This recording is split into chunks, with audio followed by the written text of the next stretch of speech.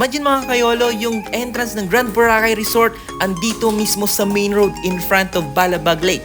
And yes, meron pang another entrance papuntang D-Mall. So napakaganda talaga ng location. Hindi nakakapagod maglakad, pumunta sa mga kainan and everything. So meron mga certain rules yung Grand Boracay Resort. No smoking, no cooking, and no washing. Ayan, so typical lock, typical doorknob.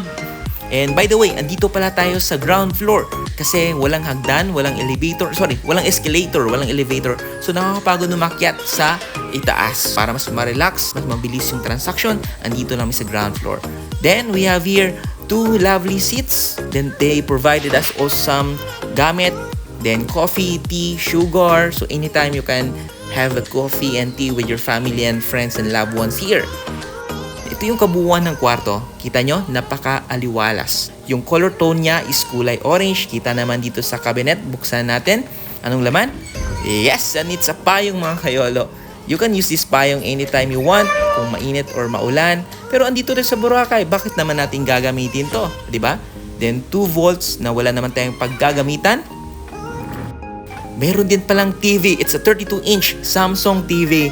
Unfortunately, walang Netflix kasi hindi naman smart TV. Pero cable. So, kung gusto nyo mag-relax lang, then watch TV na lang muna. Meron din tayong mini ref na ang laman ay Jollibee. At yung tira-tira naming crispy pata kasi iuwi pa namin sa Capiz. Doon sa Queen Bee yan. Take note masarap doon. Yung room namin, 2 beds. Then meron tayong decoration here ng parang seaweeds from Boracay and Seychelles. And dito sa center table, we have here a telephone, 2 charging ports. Then menu. Ayan o, napakamura ng mga menu for only $240, $250. Pwede na kayo makakain ng heavy load meal. And by the way, meron tayong wifi na ngayon dito sa Grand Boracay Resort at napakabilis. So after hanging out sa labas, you can post your videos and photos afterwards. Then some rules. At ito yung maganda. Meron tayong mga switches sa higaan mismo. So no need to stand up to turn off the light. Very accessible na yung ating mga switches. Then meron ding magagandang lamp and cabinets here. Merong Holy Bible. So magbasa kayo parati ng Holy Bible mga kayolo ha. Then yung bed naman, very comfortable. Maganda yung tulog namin. Then yung headboard, maganda din yung pagka-finish. Again, yung color tone ng room is orange. Then merong sprinkler and smoke detector. Kaya nga bawal. 1.5 kayolo yung violation fee ha. Kaya iwasan nyo. At sa mga babae dyan, no need to bring this one kasi meron ng blower. At dito sa kanilang vanity mirror, walang drawer pero malapad naman yung paglalagyan ng mga gamit. Another sprinkler. Then ito pa po mga kayo, pag napagod kayo, you can have 1-hour room service massage for only 600 pesos. Napakagandang magbakasyon dito. It's truly a paradise. And aircon, Panasonic, napaka-high-tech. Malamig, yun yung pinaka-importante. So after sa init sa labas, you can chill here at magpalamig. As for the banyo naman mga kayolo, maganda naman. From floor to ceiling yung tiles natin, same pa yung tiles sa banyo namin sa bahay. Yung pintuan, hindi yung typical plastic pero tempered glass with metal frame. Malinis naman, kami lang yung talagang magulo. Then typical na toilet and sink. As for the shower naman, walang bathtub pero hot and cold naman yung shower natin.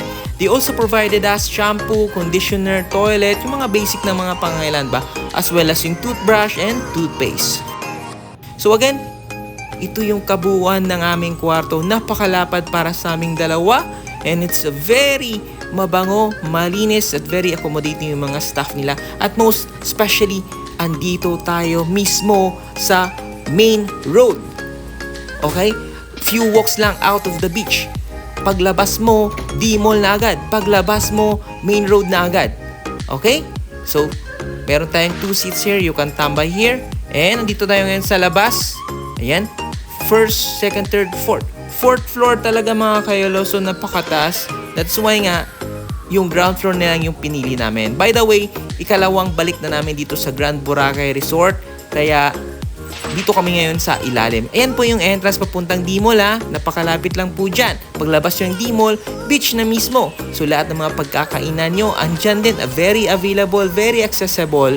So if I were you, it's a must to try Grand Boracay Resort. For its price, especially yung kanyang breakfast buffet, napakasarap. I don't know lang, no? Baka hindi ganun kasarap kasi what I mean, hindi ganun kadami yung isa-serve nila because hindi ngayon season. So, depende sa number of guests. Unlike yung pumunta kami dito, ang daming guests. So, grabe yung breakfast buffet. And I consider that as one of the very masarap na breakfast buffet na napagstayan ko dito sa Boracay. So, nakapagstay na ako ng Alta Vista. Nakapagstay na kami ng La Carmela.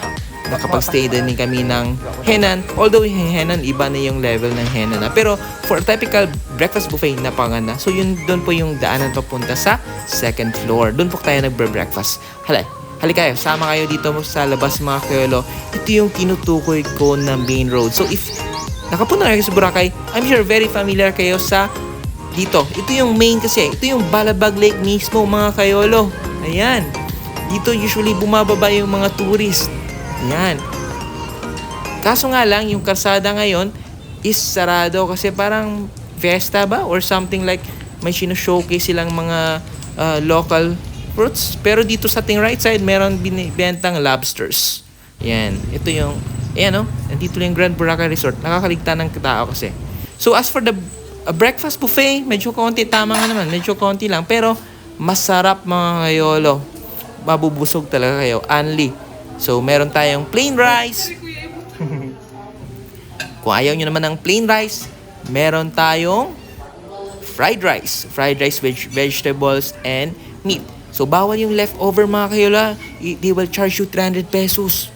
So, we are here pansit. Pampahaba ng buhay. Ito, mas pampahaba ng buhay. Vegetables. Ayan.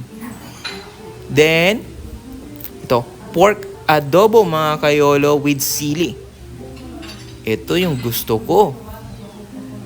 Ito din gusto ko. Beef with carrots. So carrots pampalinaw ng mga mata. And hotdog syempre. Okay. And lastly meron tayong egg mixed with cheese. So puntahan na natin si Mrs.